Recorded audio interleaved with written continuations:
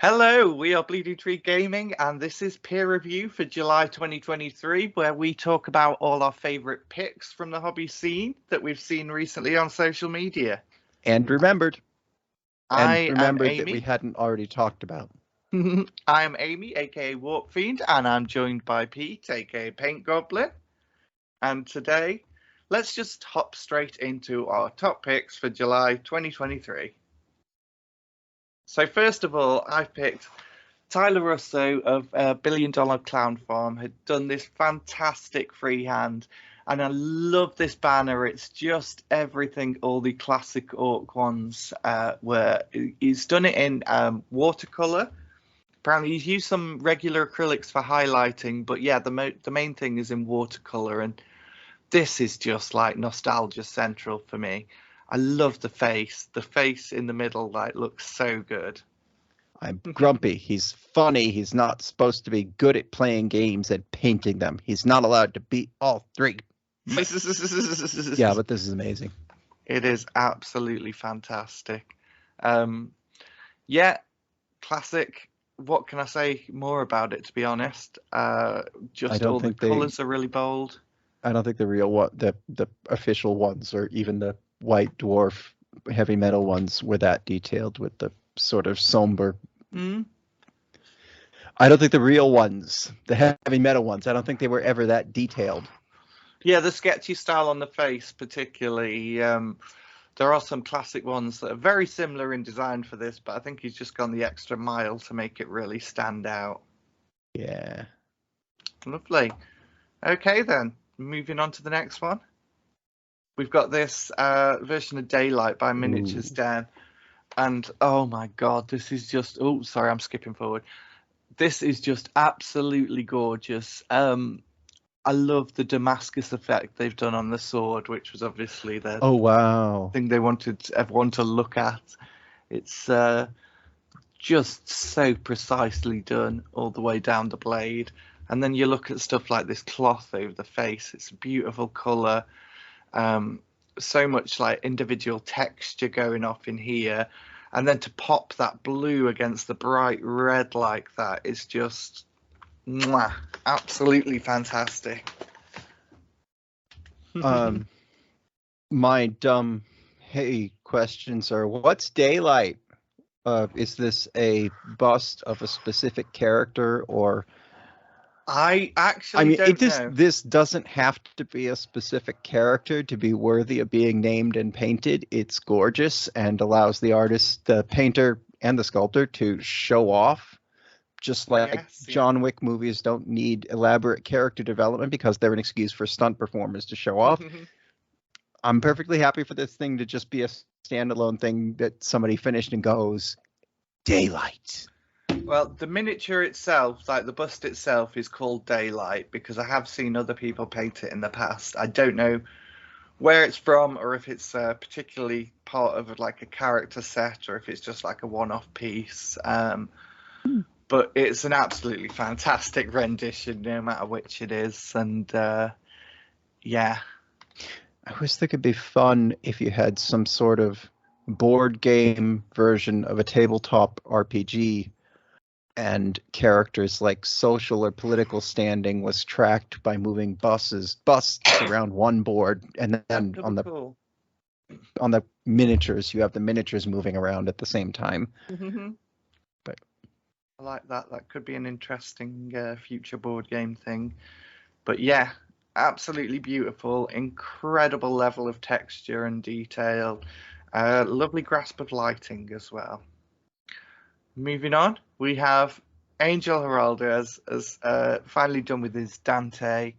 I have to say, I've seen a lot of Dantes at this point, but this is one of my favourites, I think.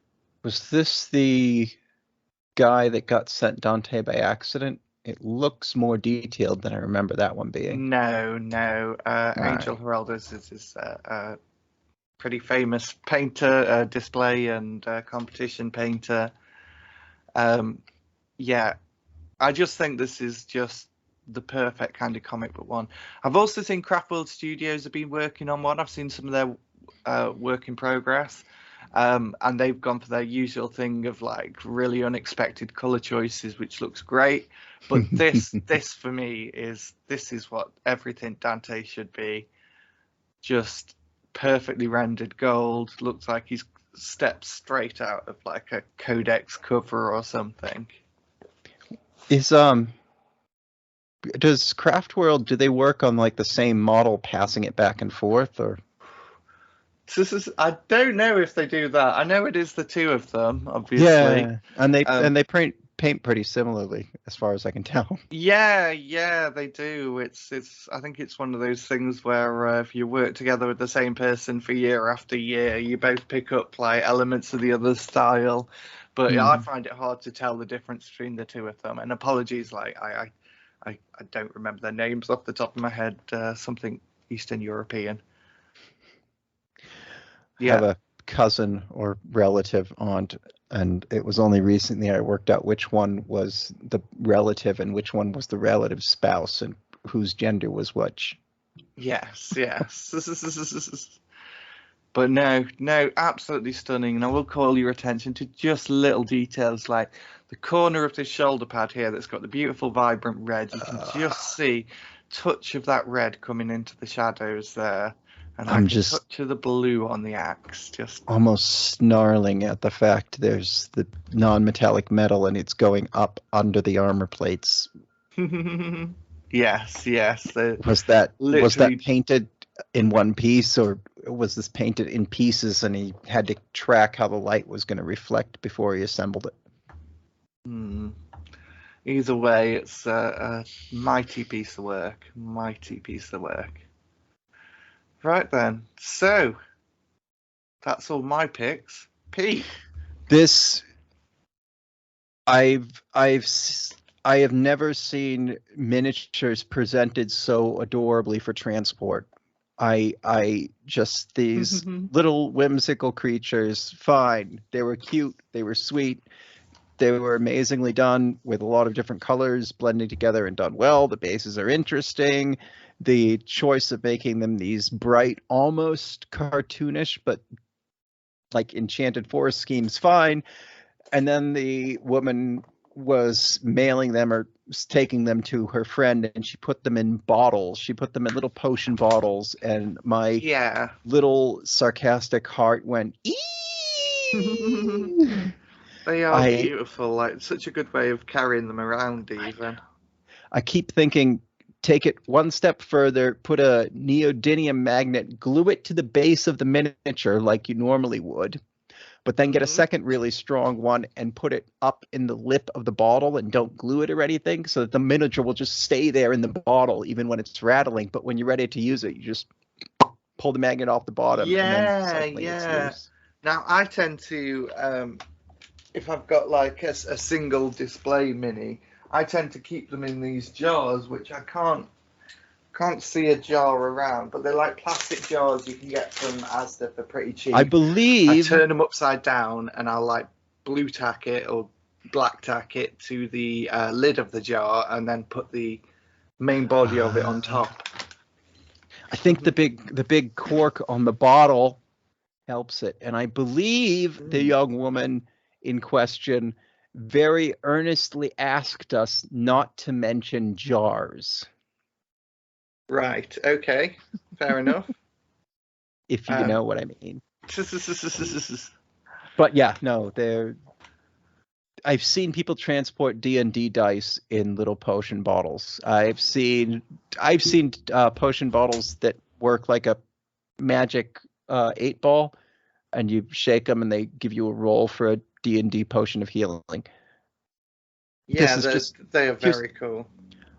If you had some sort of long potion bottle that could hold your character sheet and a pen, you'd be just that would be so good, rocking up to the game like the biggest nerd in town, but a badass at the same time. I did see someone had laser etched their character sheet onto a piece of animal fur they got from, presumably they work at a butcher or an abattoir. But interesting. Well, yeah, this is a very cool idea for carrying your minis around or displaying them. Moving on. Ooh. If she didn't already love squigs, I would say that Louise Sudgeon should call herself Savage Labyrinth Guy. Yeah, oh, classic. It's such a good paint job on this, and it's obviously the Fiery from the Labyrinth movie. But just, oh God, It's it's not oversaid, just but that it's Suckhammer's good. colours. It's not just that it's good. It's not just that it's in her crazy as butt style.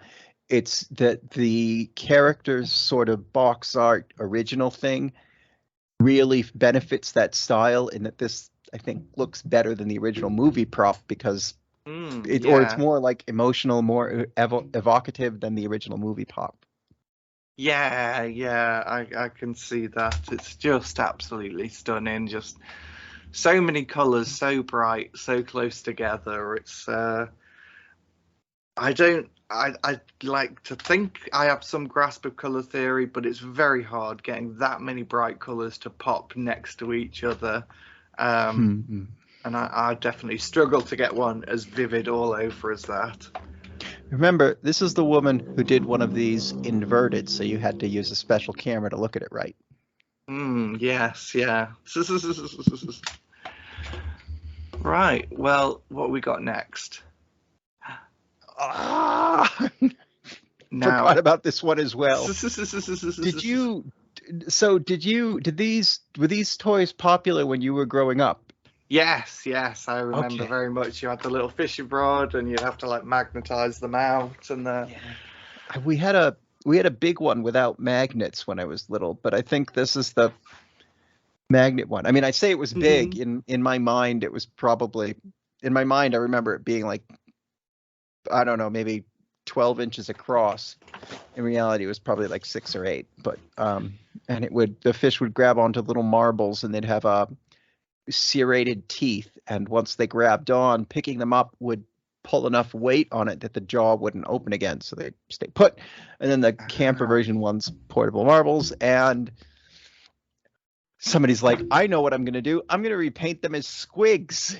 So you get the little fish game with the little chompy fish, and they're squigs. Yeah, such a simple idea, and yet it's so cool. And although I've only just put a screenshot of it in the video, I really recommend you check out the original post and watch the video because it looks so cool in action.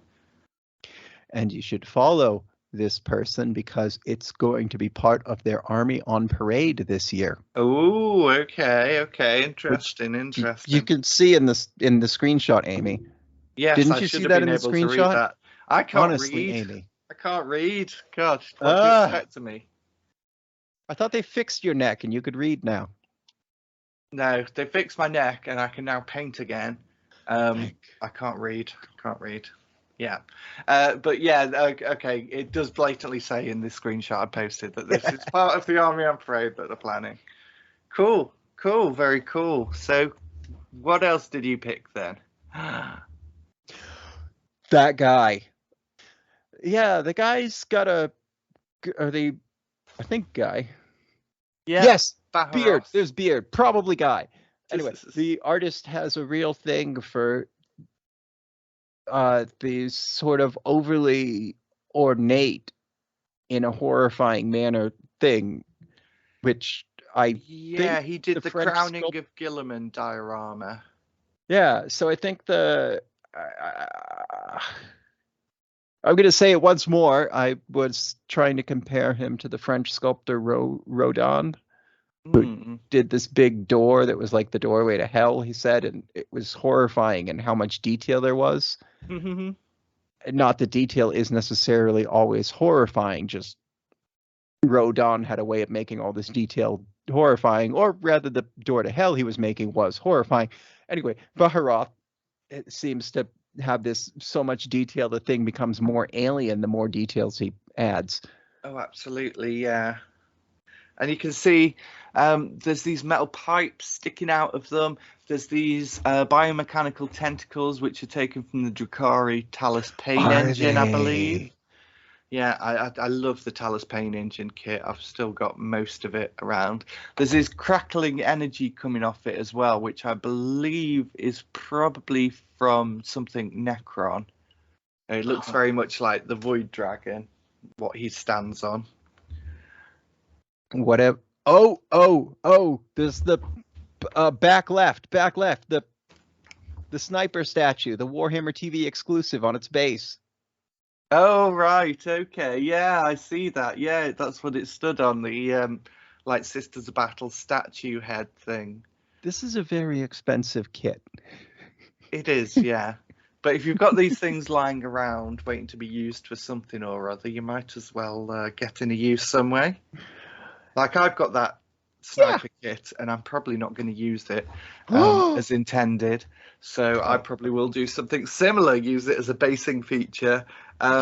Same as the Talus Paint Engine. Like I've got that kit solely to cut up. I keep looking at the Warhammer TV lady with the 4 familiars. So I did that for the first time recently. I think it's safe to say, because we're probably not going to have this out in the next few days. But I got the Screaming Bell or Plague Furnace, the one with the Screaming Bell on top. Lovely. Just to prime and undershade and underbrush and do all the zenithally ready to paint whenever you're ready things for a friend who's going through chemo. And I guess the thing is, when you finish radiotherapy, at least you ring a bell because you're cancer free, or you ring a bell if you're cancer free. Okay. So they're going cool. through chemo. I guess they've done the radiotherapy. Now they're doing the chemo. I guess you do both when you do either. And in between the two, they measure the tumor, and good is the tumor stops growing. Great, which is my friend's case, the tumors kept shrinking. So, hey, awesome! Congratulations. They can work. On the other hand, the friend's got to take 5 pills that make them feel dead for 5 days. Yeah, it's not good. But anyway, no. So little tiny rat bouncing on Screaming Bell. I like the idea that this bell is just floating around like a magic carpet, but it's also like a slightly deflated hot air balloon, and that it goes up for a while, but then the wind blows or the air pressure changes and it goes and crashes into something. And the little rat on the screen wheel doesn't care, so they're just going.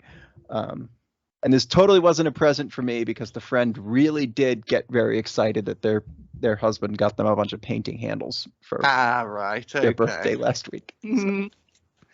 Yeah. Well, so I also want to hear about Emma Frost, but I know now we're getting off topic. Yes, I'm currently working on a mini, and I'm trying out Vince Venturella's method of painting white that he did in a recent vid, which is kind of starting from a grey-red colour, going through a green up to like pure white. And I'm finding it's really good. Like at first, when it's by itself, it's like, this looks green, and then you put on the other colours and it looks really interesting. But yeah, that's a topic for another day anyway. And since it's following someone else's tutorial, probably won't do a video on it myself. But yeah, something very interesting I'll be working on. I know that in Le Comics, when Emma Frost turns on her Emma Frost power, she turns into a big crystal. Yes, there are 2 different versions of the model. And that's why I didn't recognize her right away. Yes. But even though no one can literally paint crystal, the blue you're painting is fantastic, and I think I would have been hit with decision paralysis trying to do it myself. And if you go, that's Emma Frost, I go, oh yeah, I see it now. Yes, well, with kind of highlighting up a lot of blue for the skin anyway, that's why I wanted to try this different method for the actually white parts, so they're not the same colour. The skin basically looks dramatically different from the cloth. Yes, that's the reason I picked it. It's a very nice looking model. Well, anyway, thank you Amy, very much. It's nice to see you deviate from the box art. Yes. So judgmental dweeb. Okay, well, I hope you've enjoyed listening to our picks, and I hope you've seen some new artists that you can go out and follow. This has been a fun one. We got a bit off topic at the end there. Sorry. No worries, no worries. And we will see you in the next one. Take care and bye-bye. Tree-tastic!